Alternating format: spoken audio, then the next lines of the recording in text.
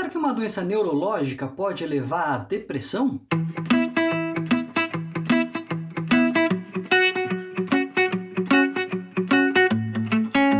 Hoje a gente vai falar dessa relação entre as doenças neurológicas e a depressão, particularmente numa doença que vem sendo muito comentada, que é a esclerose múltipla.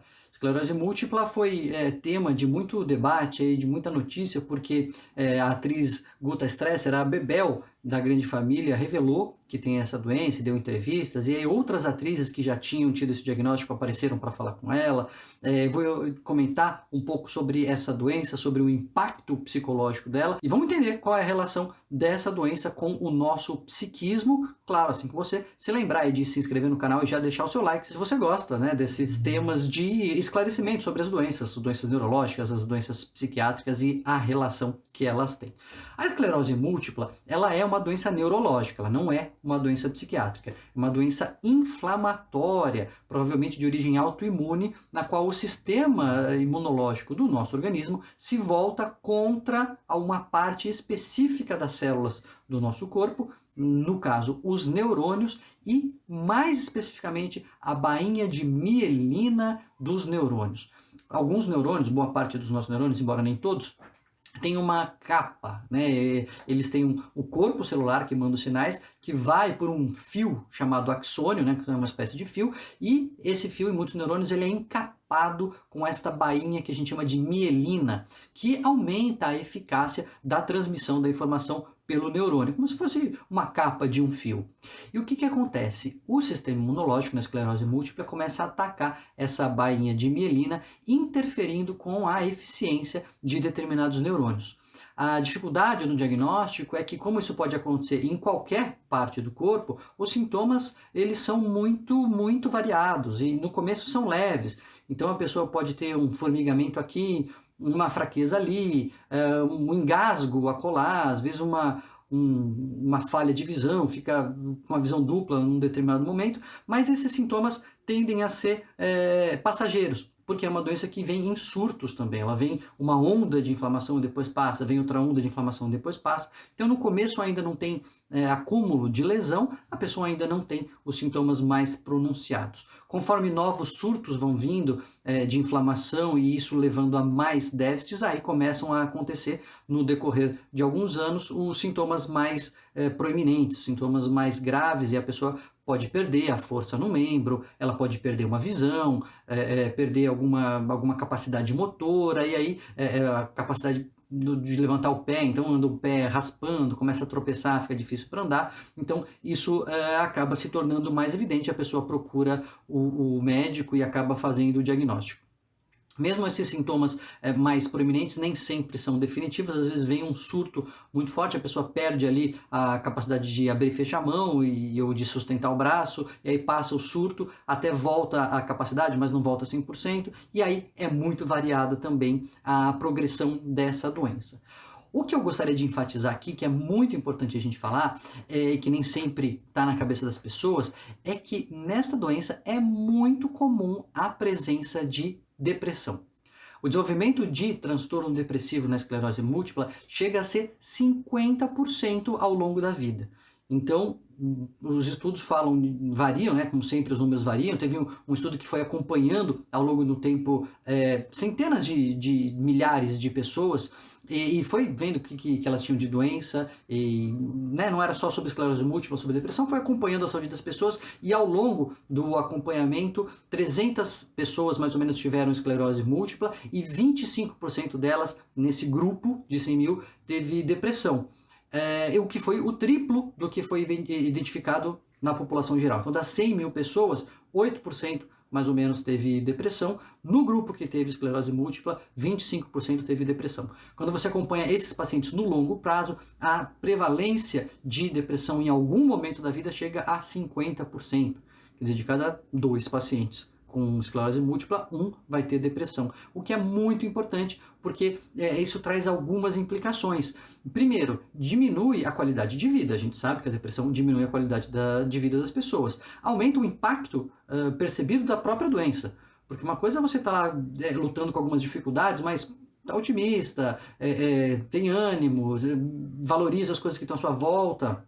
Outra coisa é você estar lidando com o impacto da doença e estar desanimado, estar triste, estar pessimista. Então, obviamente, o impacto psicológico percebido da doença é maior. Não existe consenso se a depressão é comum por conta dos impactos psicológicos, né, de ter uma doença crônica que é meio imprevisível, que vem nesses surtos, uma ameaça constante que pode levar a uma reação depressiva, ou a própria lesão, ataque no sistema nervoso da doença. Parece que existe sim uma relação com algumas lesões no lobo esquerdo, né, na parte esquerda do nosso cérebro, mas isso ainda precisa de mais estudos.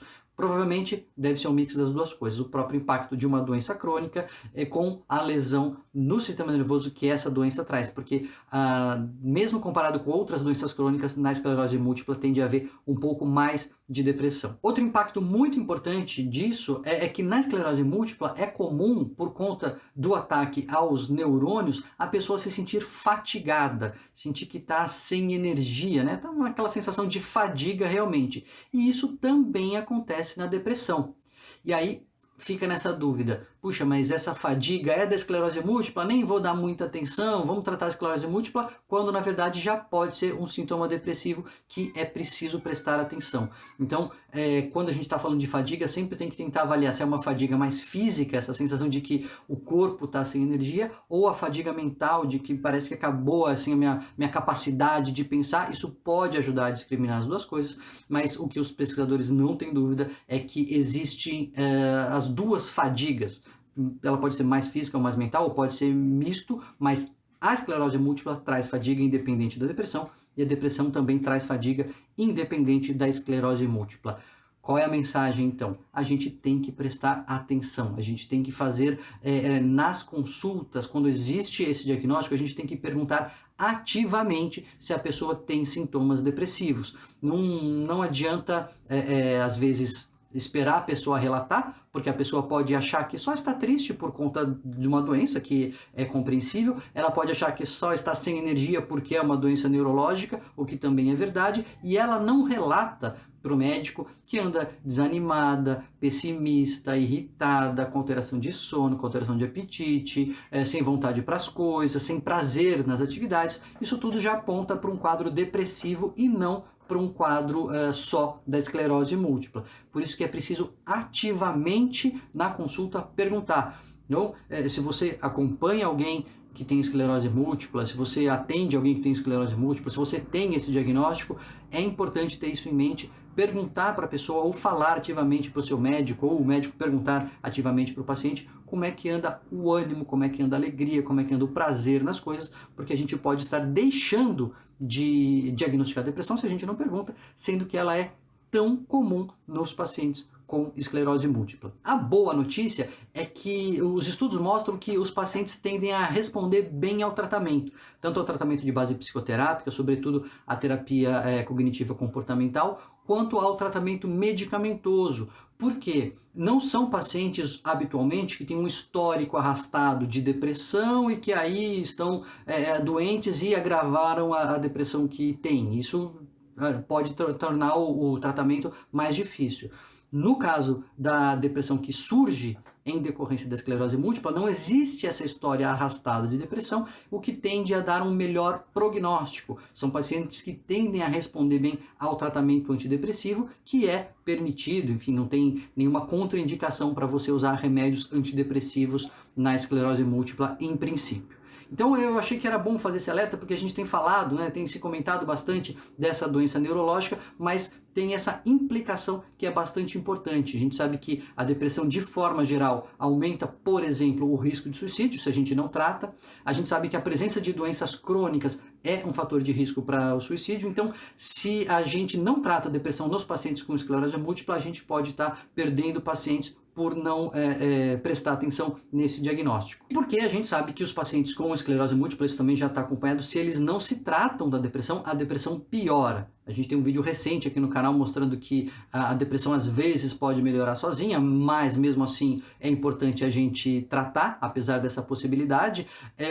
Mas nos pacientes com esclerose múltipla parece que isso não acontece. Se a gente não trata, a depressão vai piorar, aumentando o risco de suicídio, aumentando a perda de qualidade de vida e aumentando o impacto negativo da doença. Então, é importante a gente divulgar essa informação, leve para frente, aí fale para as pessoas, para que a gente não deixe de atuar nessa frente também com os pacientes com esclerose múltipla, melhorando a qualidade de vida, o prognóstico aí emocional das pessoas. Você já tinha ouvido falar, você ouviu esse burburinho em volta da doença? Você já acompanhou alguém assim? A pessoa teve depressão? Comenta aqui pra gente, vamos trocar as nossas ideias, vamos divulgar a informação, porque você sabe, informação aqui é muito importante até para a gente poder fazer a atuação correta e melhorar a qualidade de vida das pessoas.